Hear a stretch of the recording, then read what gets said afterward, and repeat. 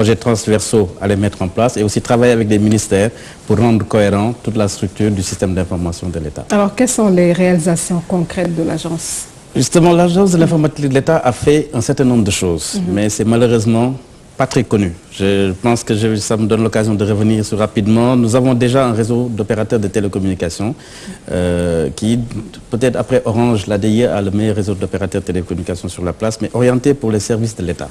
Nous avons mis en place pour tout le personnel de l'administration des systèmes de messagerie électronique pour qu'ils aient un compte gouv.sn et avoir un système de communication. Nous avons des téléphones gratuits entre agents de l'administration, des systèmes de visioconférence, etc. Ça, c'est un certain nombre d'actions qui ont été faites pour rendre l'administration sénégalaise plus efficace.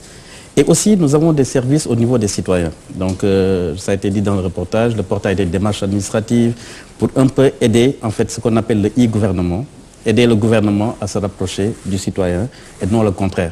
Parce que le citoyen va vers l'État, il y a plusieurs portes de sortie, c'est un peu compliqué pour le citoyen.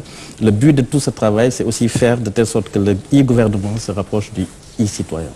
Donc, ce qu'on peut retenir, quels sont les actes posés pour vulgariser justement le système de la démarche administrative?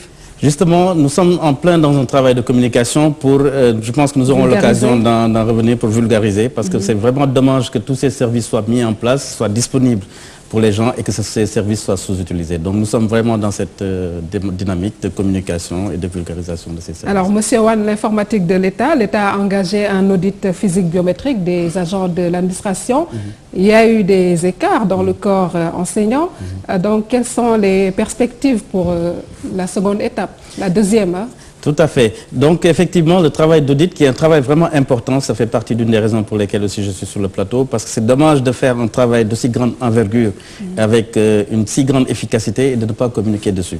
Je pense que c'est un travail qui a été fait en bonne coordination avec le ministère de la fonction publique et toutes ses équipes, les équipes de l'ADIE, le secrétariat permanent, les équipes des comités opérationnels régionaux avec les gouverneurs, les chefs d'équipe. Donc c'est vraiment un travail fondamental, le ministère des Finances, etc., qui a été fait. Le but, c'est aussi une préoccupation très forte de son Excellence, Monsieur le Président de la République, qui, dès son accession à la magistrature suprême, le premier Conseil des ministres, le 12 avril, a dit « Je veux savoir l'état de nos fonctionnaires ». Donc, effectivement, la situation qu'on avait, le gouvernement pense payer, l'exemple que je peux donner, donc pense payer 10 personnes, alors qu'à la solde, on paye 12 personnes. C'est cet écart-là qu'on a constaté. Qu'on peut, autrement dit, appeler contentieux. Non, ça c'est d'abord la motivation de l'audit. C'est ce travail d'harmoniser, donc de faire un fichier unifié des personnes de l'État, partagé par toutes les structures de l'État et qui soit en cohérence avec la solde. C'est ça le travail engagé pour faire effectivement l'audit physique biométrique. Maintenant, l'audit, il y a eu plusieurs phases. Nous avions une phase de terrain qu'on a commencé le 30 novembre et que nous avons terminé depuis le 25 janvier.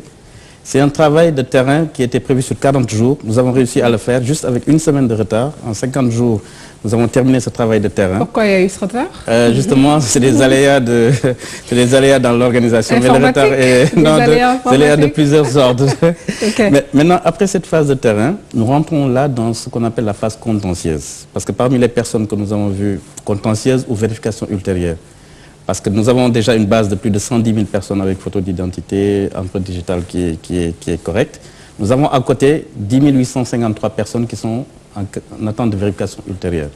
Ce qui est apparu dans le reportage, c'est le travail de saisie des contentieux. Et dans quelques semaines, il y aura une commission qui sera montée donc, par le ministère de la fonction publique pour travailler sur les cas de contentieux, qui, je dois le dire, ne sont pas des cas, voilà, c'est des cas qui demandent des vérifications ultérieures. Alors justement, toujours dans ce travail, dans la mesure où le président prône une gouvernance vertueuse, pourquoi l'agence n'a toujours pas publié ce qu'on va dire le plan de passation des marchés publics? Justement, non, je pense que ça a été fait. Ça a été fait Quand? Les semaines dernières. Quand? Si.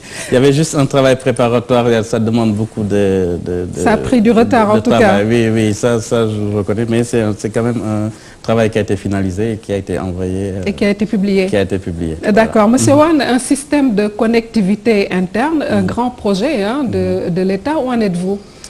Justement, là actuellement, l'État du Sénégal a un réseau qui couvre 7 régions. Et nous allons bientôt commencer la phase 2 de ce projet qui va nous permettre d'avoir une couverture totale sur toutes les régions. Donc dans quelques mois, l'État du Sénégal aura un réseau qui va en fait couvrir l'ensemble du territoire national en fibre optique et un réseau d'accès WiMAX. Donc c'est vraiment une infrastructure de grande importance sur laquelle l'État a investi plusieurs milliards. Il est temps vraiment que nous l'utilisions et aussi que toutes les structures de l'État l'utilisent. Il y a quand même une dynamique qui se fait. J'étais heureux de voir que le ministère de la Culture nous a demandé la semaine dernière effectivement de faire une visioconférence et ça a été fait. Et je pense que c'est pour déjà... renforcer les capacités voilà, des agents.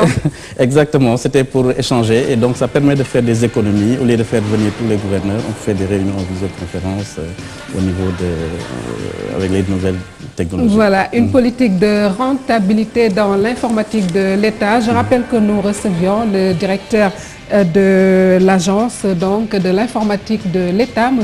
Hassim Won, qui était donc chez nous.